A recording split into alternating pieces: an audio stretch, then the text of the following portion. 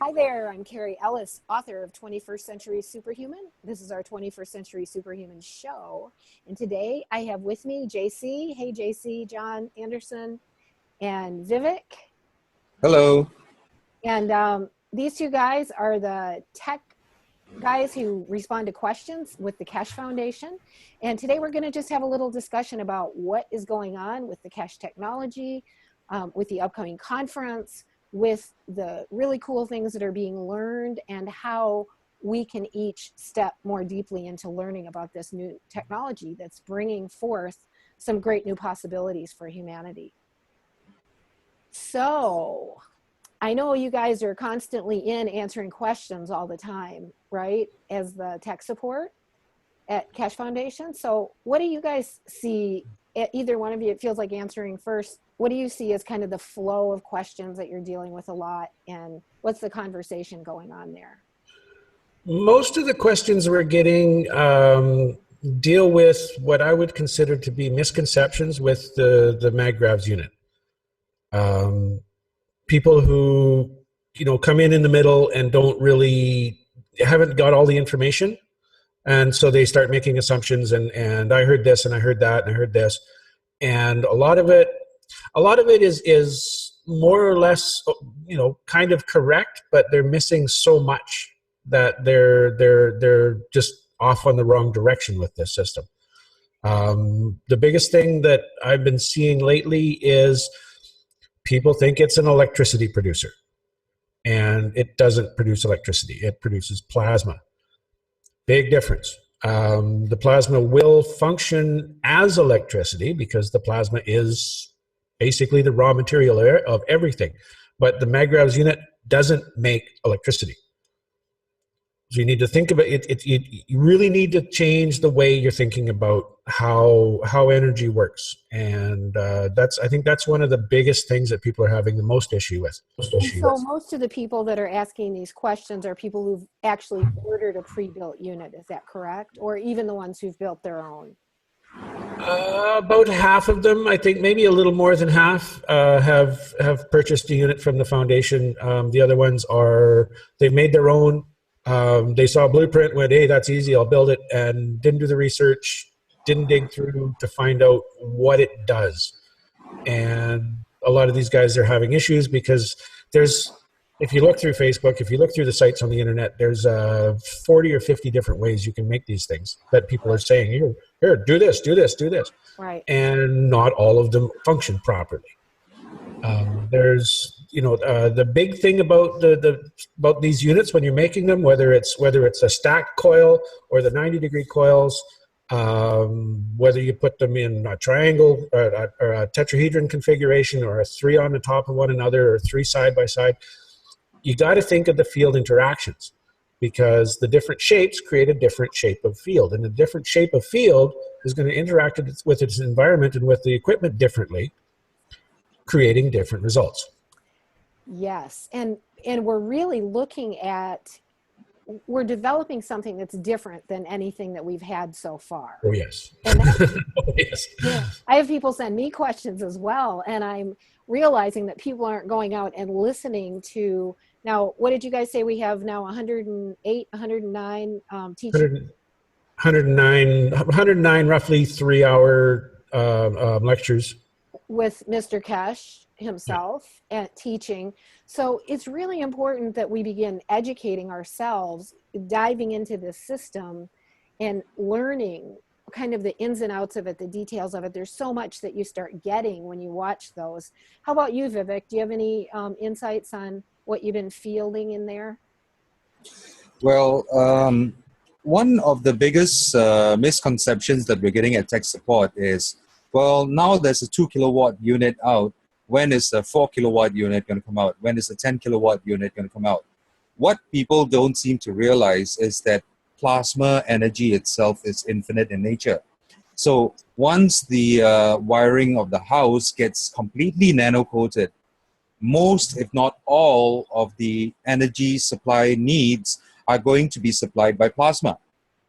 Electricity is only there as a trigger to tell plasma what sort of energy signature that the appliance needs, And then plasma takes that signature, it mimics it, and then delivers energy to the appliances.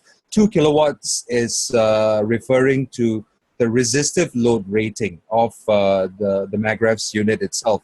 So if we're talking about heat guns, we're talking about fan heaters, we're talking about electric stoves, and so on and so forth, that's when the 2 kilowatt rating comes into play.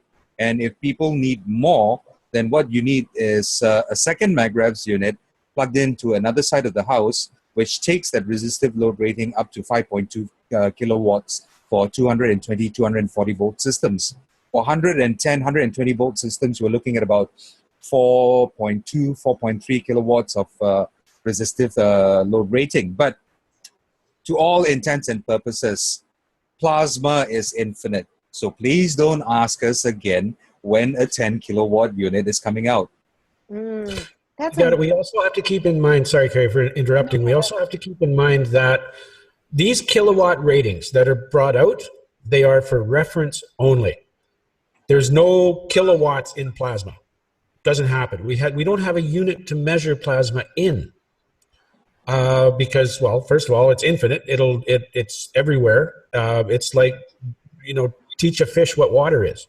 We're living in it. We're swimming in this sea of plasma, this energetic flow. We are plasma of different strengths. And all we're doing with the Magrav unit is we're converting, but we have to give people some sort of an idea of what the device is capable of so that they can understand it. And right now, the only way, like we could define it in horsepower. We could define it in Newton hours.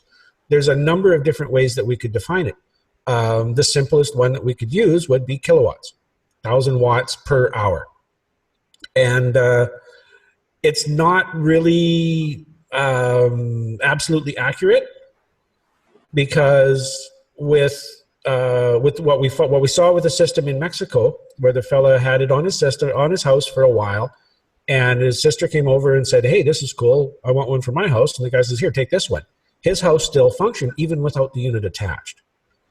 So that we're learning about this. There's a lot of things that haven't been revealed yet. And one of the wonderful things about pursuing this technology is you sort of stumble into these little side roads, these little rabbit holes that show up that they're not. It's not that we're trying to hide the information. It's that we're not absolutely certain because every single installation is different. Every single application is different, and we don't know the limits. We don't know if there are limits. So over time, over the next probably year and a half, maybe two, more and more systems are going to come up, and some guy, he's going to have his system on his house for 6 months and realize, hey, I can plug a welder in and it works. So, we're still learning, we're still working with how we do this. And right now, we need to put kind of a limit on the system. And it's not really an arbitrary limit. I'm sure the Magrav unit will exceed 2,000 watts of resistive load. If you do choose to go more than 2,000 watts, it's your own. It's your own responsibility then. But for liability purposes, for reliability purposes, we need to put some kind of a cap on that. And 2 kilowatts is pretty reasonable. Is that kind of a normal household operation, so to speak? Well, in North America, we have a lot of electric heat. We have a lot of electric dryers, electric stoves. A hot water tank is 6,000 watts. So the Magrav isn't going to supply all of the hot water tank, but it's going to supply a significant amount. For most people around the world, 2,000 watts is tons. I mean, down in Peru, 2,000 watts, they're lucky if they use 2,000 watts a day. Right. Let's just talk for a second about how this technology is being shared for those who are coming on board and going, what is going on with plasma technology, the Keshe plasma technology. And first of all, to say this is a new science. Mr. Keshe is a nuclear physicist, and he began seeing things in new ways and wanting to share it. And when he came up with this, someone said to him, well, you should patent it. And he said, well, I want it to be for all of humanity. And they said, well, go ahead and patent it to all of humanity then. And so this is a new science that's being shared by something called open source. And open source was developed by the professors in Ohio who developed 3D printing. And they said, we want this information to go out to everyone in the world. So many people can be working on developing it, not just some little company somewhere. And well, actually, the concept of open source was developed by software developers. oh, right. Well, I guess you're right, aren't you? Yeah, and when the kids wrote a piece of software, they went, well, this is too complicated. I don't have time to work on it. I'm putting it all out there. Everybody can work on it. Right. That's where the initial concept of open source came from. That's why open source. The source code is open. Yes. And it expanded. And the 3D printer guys, yes, they moved it ahead dramatically. They took advantage of the open source concept and they spread it with, that was probably one of the first sort of hard technologies maybe that got spread with open source. Yeah, they took the concept of crowd sharing the efforts to produce and put it into a mechanical system. Right. And now we're doing basically the same thing. And what's so amazing and beautiful is there are so many people around the world that are putting into practice this technology, building units of all kinds, from healing pens, health pens, to power, do we call them power units or just Magrav units that are plasma energy units? Yeah. All different sorts of things. But and in order to really learn about this and get exposed to what's going on, besides listening to these little summaries that we're producing that are kind of a snapshot, the best thing to do is hop onto Facebook and look up the different Keshe groups or GANS groups, Magrav groups, because they're all over the world now. There's groups and organizations that are working on this and individuals. And then to get into the Keshe learning sessions, because those are, you get to meet some of the people that are doing things because they're actually demonstrating in the learning sessions.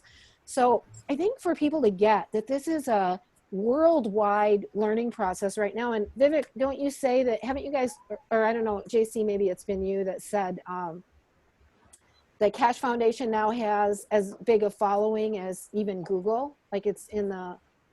Well, what came out, Mr. Keshe announced several weeks ago, I'm not sure which workshop it was, but he mentioned that the security people that he has working through Interpol, they can look at every reference, every link, every web page, all of the information that's pointing to the Keshe Foundation. And at that time, we were pretty close to as big as Google.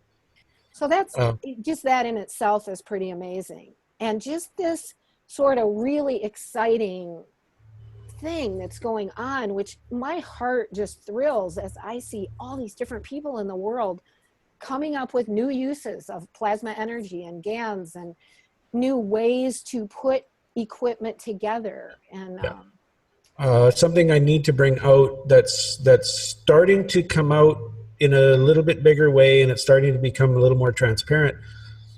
When you start learning this technology, go right back to the beginning, learn the why. Learn why we're doing it, why this happens, why we have field interactions, why we have different field shapes. Because there's a number of people out there, I'm not going to name any names, I'm not going to point to them in any way, just a subtle warning, that there are people out there that are bringing out devices which are essentially dead ends. They're interesting devices. If you don't understand the whys, you'll build it, it'll kind of work, sort of, but you'll be disappointed with the results. And it's totally to be expected. Anybody, people who want to discredit a car, they're gonna say, oh, they're dangerous, they kill people. They're always going to come up with something to put up a roadblock in the way. And with this kind of technology, the way we're bringing it out, the roadblocks that are coming up are people that are saying, well, you got to do it this way. Well, no, you don't have to do it that way. You can do it that way. It's not quite as good as doing it several other different ways. But there's a number of people out there saying, no, you got to do it like this. You got to do it like this. It's got to be like this. And it's going to come back. If somebody goes into this route, they're either going to be disillusioned because they'll build a system. It's not going to work properly. They're just going to go, screw it, this is not working. They're going to learn something dramatically. They're going to learn deep down in their core, don't trust anybody, do your own research. And I really have to stress, it is important. Do your own research, please. Don't just accept. If you get information on the net, if somebody says, well, I do it this way and this works for me, awesome. It works for you, great. I'll store it as data, leave it for later. Once you have enough data from your learning system, from digging through all of this stuff, then you can make an informed decision as to, well, that worked for him because this, and it's not going to work for me because that. I need to do it this way. And wouldn't you say that if people will really dig into the teachings from Mr. Keshe himself and begin basing their understanding around that, would you say that's the best place to start? Or that's for the basics, definitely. Now, Mr. Keshe, every week he comes up with something new that's like, I never saw that before. That's totally out of left field. And it keeps us going. Like Vivek and I, we're in the workshops every week, and you know, every week it's like, wow, I didn't realize that was like that. I didn't see that before. I've been in a bunch of the workshops, and I regret every time I miss one. It's just like I can't wait to get to watch it, because they stream live, but then they're also recorded, so you can watch them if you miss it. Like they're on at 2 o'clock in the morning for me, so when they're live streaming, so I usually catch it a little later. But yeah. Oh, they're just so full of great information. Vivek, what do you think about you know, people getting their learning foundation? What's your sort of objective? Well, of course, you need to start at the basics, like what John mentioned.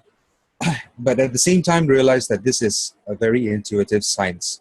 And no one holds a monopoly on intuition, on creativity, on just development work itself. So don't take what one person says as to be the be-all and end-all. You need to put your own creativity, your own handiwork into what you're doing, and then progress it from there. It may end in failure. It may end in success. Don't be disillusioned by failure, because that's where it leads you to success. You find out where you made a mistake, you troubleshoot it, and then you move on. So, you know, don't expect to be spoon-fed. Yes, the basics, we do need someone to explain it to us. That's fair enough. There's a lot of information out there on our YouTube channel. So you just need the patience to sit down, go through it, understand it. If you don't understand the lesson, go through it again and keep going through it until you understand it, then move on to the next lesson. That's how we all learn. And then after that, you know, come into the Facebook group, don't ask questions like, how do I do this? All right. Do something and then say, okay, I did it this way. Now, could anyone suggest an improvement on this design? Okay, don't just come in and expect to be spoon-fed. That is not how learning takes place. And really, we're learning principles. We're learning new principles of science, so to speak, wouldn't you say? Yes, Yep. And that's the most important thing, is get the concepts, get the principles down, so that at least you have a rudimentary understanding of what you're looking at. Once you have that, the rest of it will come to you. You'll just wake up in the morning and you go, I saw this in my head and I got to do it because it makes so much sense. If you don't have those rudimentary basics down, none of it's going to make sense.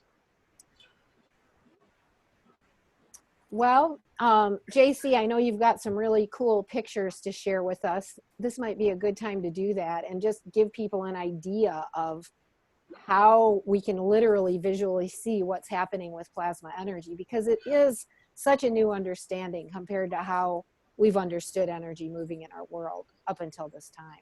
Yeah, up until just recently, last few days, nobody's really looked at how can we visualize the plasma? How can we see the fields? How can we measure this in some way? Right now, all we can do is deal with the effects of it. And even what I'm going to show is still dealing with the effects of it, but it's a step in the right direction into actually being able to see what it does. Now, this is from Facebook, came off the golden age of GANS. A fellow named Eric Larson put these pictures up, and I hope he doesn't mind us sharing these. These are amazing. They're very, very nice pictures. One of the things that came up is Mr. Keshe had asked some Japanese researchers to try something, and that was to take one of the healing pens and use it to infuse a glass of water while the water's freezing. And I don't know whether he knew what was going to happen and he just went, here, give you a little heads up, or if he was actually really curious as to see if it would work. But basically, this is the setup here. You take your healing pen. When they did it in Japan, they'd had a beaker and they had a wooden frame that they had put, I can't remember if it was rubber bands or wire or whatever, but they just mounted a wooden frame and suspended the healing pen over the water and put it in the freezer. I said, there's no reason why this won't work either. The point is, don't have your pen in the water. You want it a little ways away, so you're not actually introducing any foreign elements in the water, and use distilled water. Don't use something that's got minerals and stuff in it. And what you're going to see is when the water freezes, if you notice, you can see right here, this isn't really that clear, but you can see there's actually a pattern forming in the bubbles that happen when the water freezes. And when you look at this, it's hard to see in a 2D view, but in a three-dimensional proper in your hand view, you can actually see a flow pattern, just like you would visualize with a magnet and iron filings. It's the same kind of a flow pattern. So we can make a number of different types of pens and do this test and see the different flow patterns in the pen, whether one is very, very, very tight flow. You would have the lines pointing almost straight down. They wouldn't be all out to the side, or a very broad flow like this one is, where you've got the energy is flowing right out.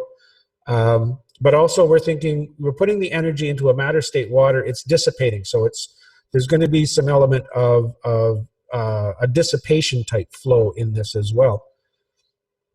And it may just be an artifact of the camera, but you can see kind of an egg-shaped zone here. Yeah, that is amazing. Which strikes me as this is the primary source of the primary barrier of that plasma field coming off the end of this pen. That is from that point dissipating out into the water. We had a similar sort of thing with the Japanese pictures that we saw, where it was a very clear, demarked egg-shaped zone right underneath their pen that they did. That's why I'm thinking this is probably not an artifact of the camera. This is an excellent view. You see how the flow comes out of the water. Now, anybody who knows anything about bubbles, they know bubbles do not form in long, thin streaks. That is really cool. Yes. Very interesting stuff. And that's not so clear, but it shows, you can get an example or an idea of how the flow is moving through that water. And we can do this with, you can do this with a Magrav unit, you can do it with a stacker coil, you can do it with a capacitor. I've seen photographs of people who have taken their round battery capacitors and placed them underneath the water and then froze the water, and you get a slightly different pattern to it. Because it's a different field shape. It's a different type of flow that you're getting from that. There's one, he took it out of the cup. I don't know how many of these there are. That's all there are. Okay. But I'll put that one back up because that's the most dramatic one of the series. That is fantastic. And it's absolutely gorgeous. And I grew up in southern Alberta. I lived in cold winters. I know what ice looks like, and ice doesn't form like this normally. Right. God, that is just beautiful. Very, very cool. Yes. So that's what came out recently. And this is, like I say, it's not definitive. It's a start. It's a start for us to be able to visualize the different fields of the different units. Now, Vivek and I, we've worked on a number of different kinds of pens. single point pens, double coils, triple coils. I think he's got a quad coil now.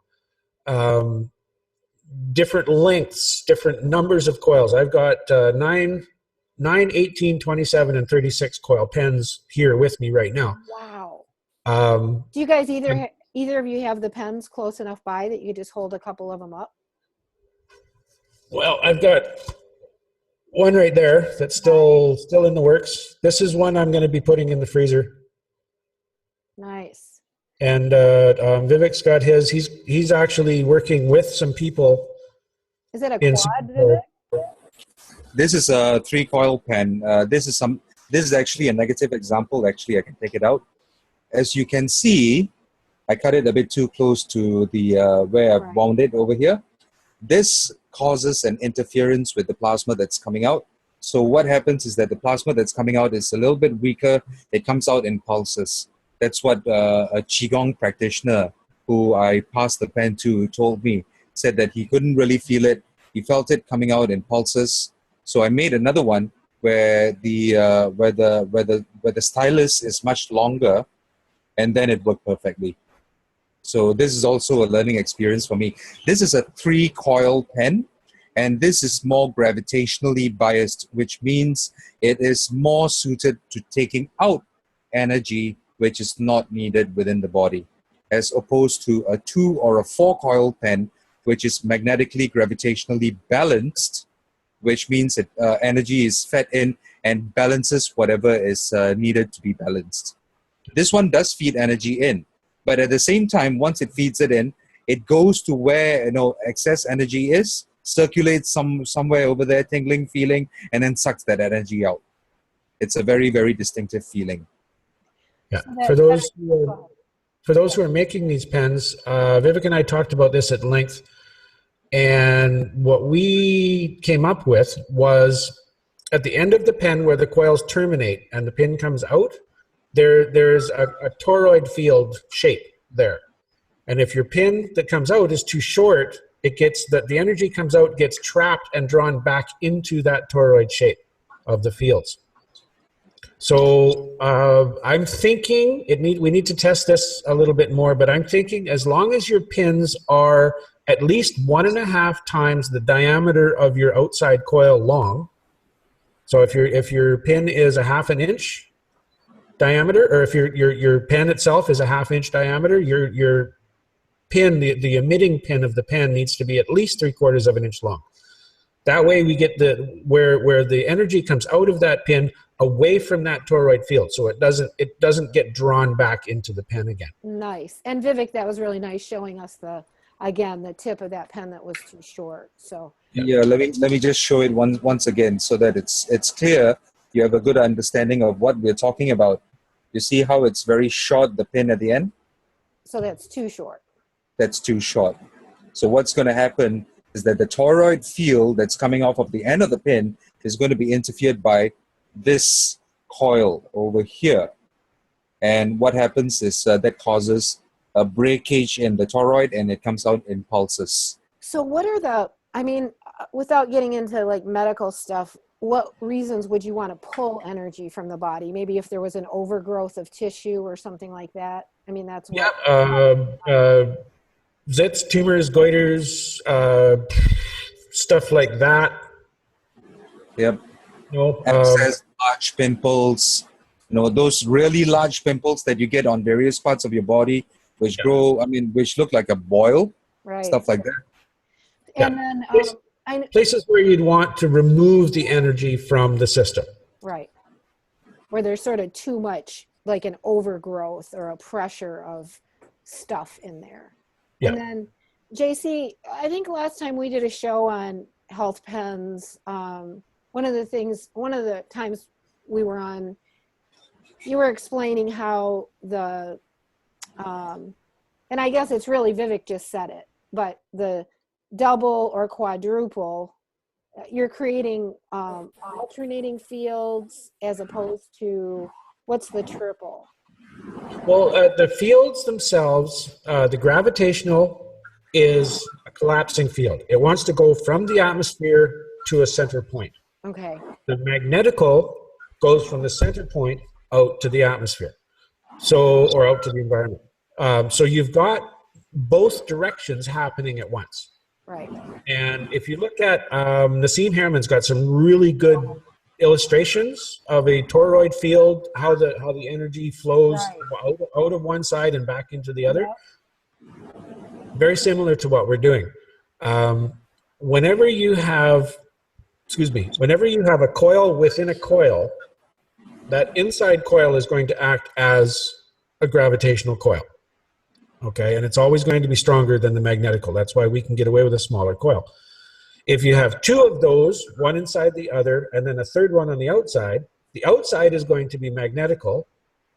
The one in the center is going to be mostly gravitational, and the one at the very center is going to be fully gravitational. So you'll have, if you look at it on a scale, where a 2-coil pen is right in the middle of the scale, a 3-coil pen is sort of just tipped a little bit to the gravitational side. Okay. And we don't want to go too far with this. We're dealing with infinite forces. So if you make a purely gravitational device, you may create a black hole and suck everything into it, right? Like on the extreme side, but you know what I mean, right? It's probably going to be way too powerful. Right.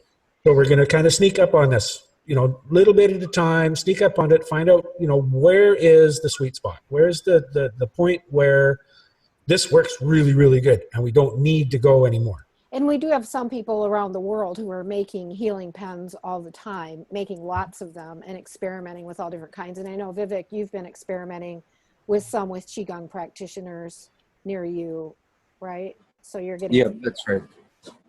They've been finding very good results. What the pen does is it focuses their own energy so that it can go out and help someone else. It is also an intention wand. So this pen could be used in terms of energetically clearing a room or a chair or a table or something else like that. And Qigong practitioners, those who are not as advanced would really very benefit a lot from the pen. Those who are extremely advanced, we're talking about masters, they don't need the pen because they themselves are the pen. Right, yeah, beautiful. So, and you've been doing something, we were talking a little earlier about the GANS energy or the gas of the GANS, and then you're talking about using GANS in your water or the GANS water in your water. You want to tell us about that a little bit? Yeah, what came up yesterday's, or rather during yesterday's teaching, is that trials have been conducted in a very small scale using the water of GANS and on a body system, what that does, how the body system improves. So now we are conducting an industrial trial. The Keshe Foundation is. So if you go onto the web shop, you'll find a link to the GANS products. Go and purchase a product that would sign you up for the test, and then you'd be sent a packet of information by customer service where you would chart your progression and so on and so forth. So what I have done is I took out some of my CO2. This is actually more zinc oxide rather than CO2. GANS, I washed it very, very thoroughly. And what I'm doing is I'm pouring water into the jar, and then extracting the water after some time, pouring it back into my drinking water bottle and drinking the water. I started doing this last night. In fact, if you like, I can do a demonstration for you right now. Sure. Go right ahead. That'd be great. Okay. So let's just switch the video camera. Oh boy, what happened?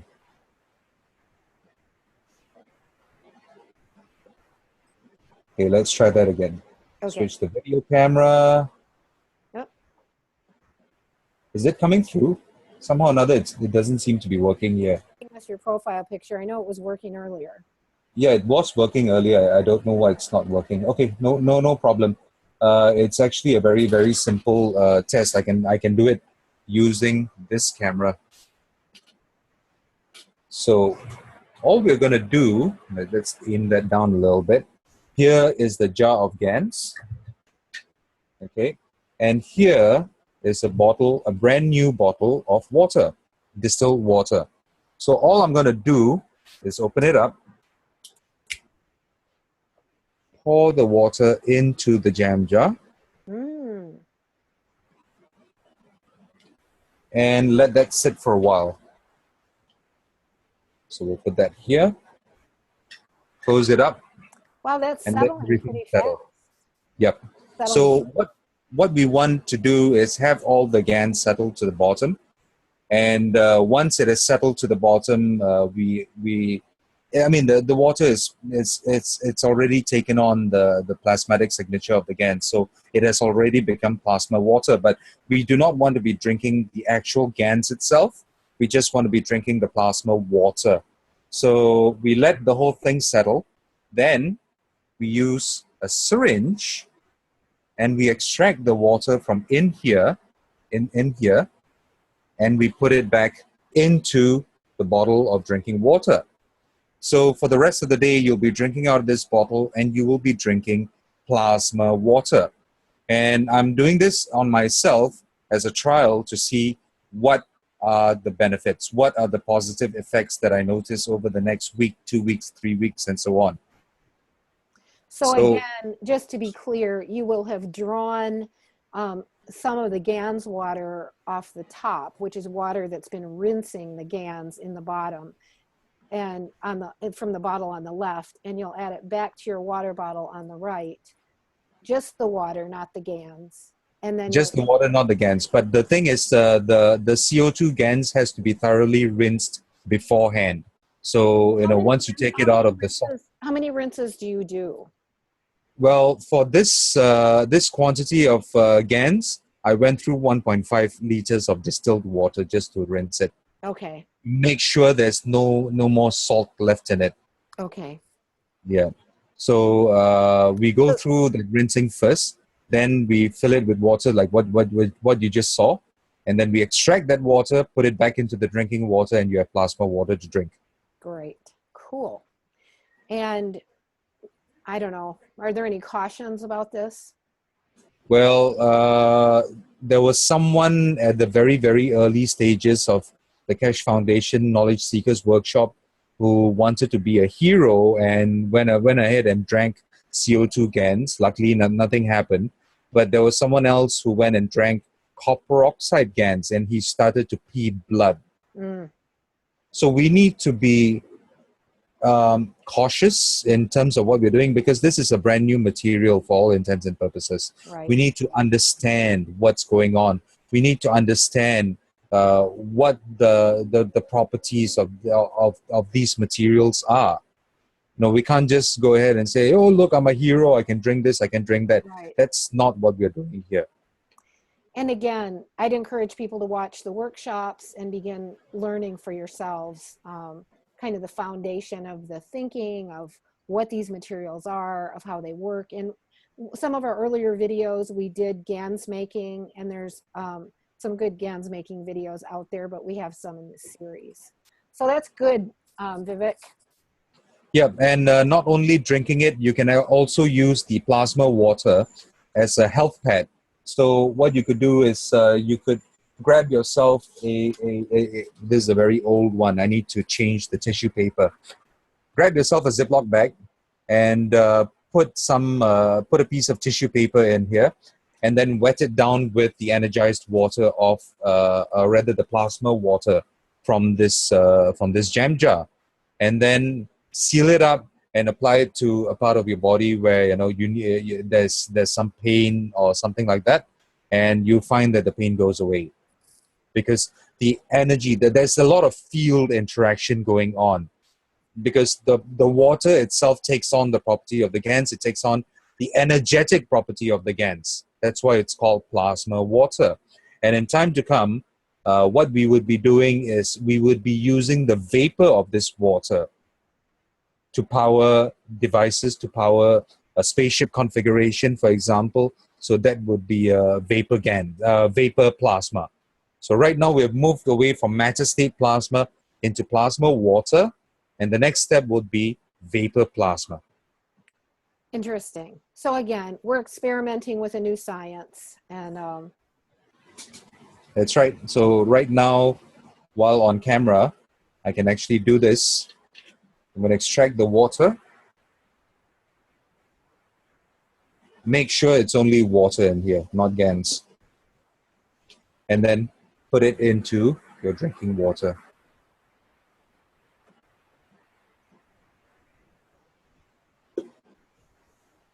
And again, this is, you know, a project to kind of get yourself educated, work on and play with it. The water can also be used in the bath or whatever. But you want that water to just be carrying the frequency of the GANs and not having the GANs in it. Exactly. So there are myriad of uses for this water. In fact, for the trial, I've seen some great seedlings being grown that way outdo others with this added to them. Yeah, definitely. And that's one of the trials that we would be starting on in Singapore in cooperation with the local authorities if they give us a go ahead for agricultural testing. You know, using the plasma water to soak the seeds and to continually water the plant instead of just regular water, and to see what difference that makes as compared to a small bed of crop which were grown in the traditional way. Right. So coming back to this, you see here we have filled up the bottle of water, and on camera, let me move everything back. There we go. So here we have the bottle of water. Cheers. So coming up in about a week is a big conference of the Keshe Foundation in Dubai. We could just talk about that a little bit, let people know what's coming. What's going on there? Okay, the the conference in Dubai is a peace conference. Up to now, humanity has been misled in its thinking that war is peace. This is Orwellian doublespeak, but in fact, it began even way before Orwell wrote about it in 1984. You can't achieve peace through war. It's not going to happen. The only way to achieve peace is through peaceful means. And that is what this conference is all about. So during this conference, the Universal Community of Peace will be set up with 12 members. And, they will be set up regardless of nationality. It's based on the language they speak. So what will happen is that no one person or no one entity will have a monopoly on deciding what happens to other people on Earth, what are the policies that are being implemented. It always is a group decision. And this Universal Council will come under the direct purview of humanity itself.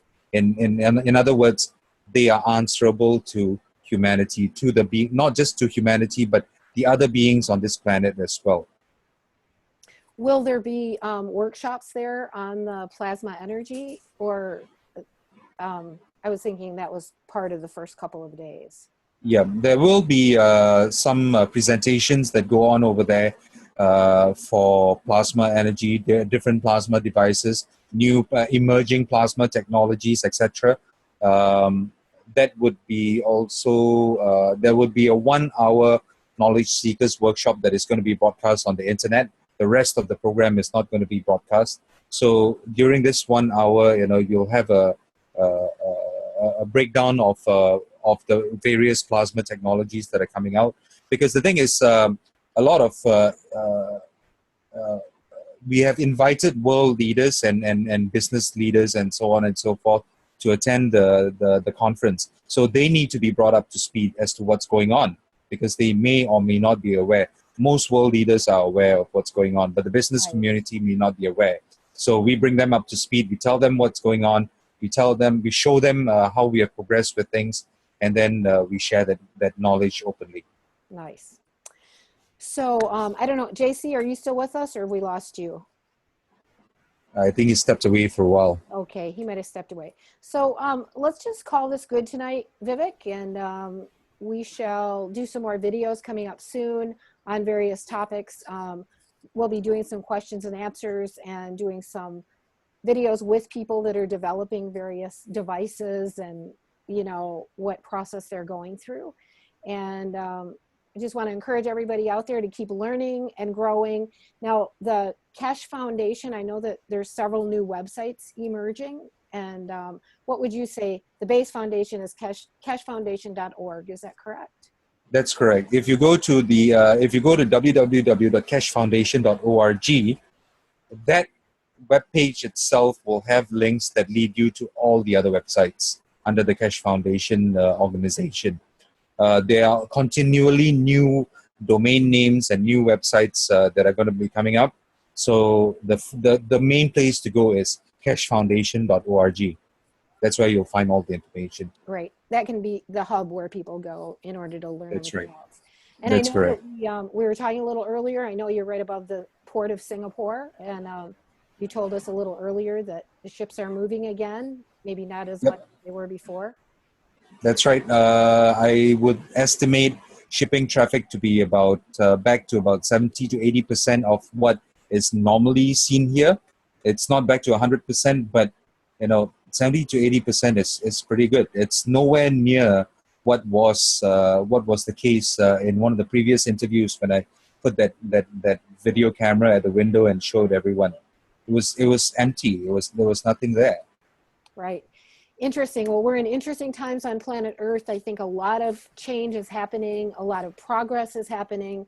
Progress with new technology, shifting of monetary systems and governments. And so let's all just stay on board with growing, learning, and participating wherever we can, at home where we are, becoming a communicator of information, teaching our friends, sharing with others. And thank you for being with us, Vivek. And thanks to JC, who is not visible at the Thank you, moment. Carrie. Thank you for having us.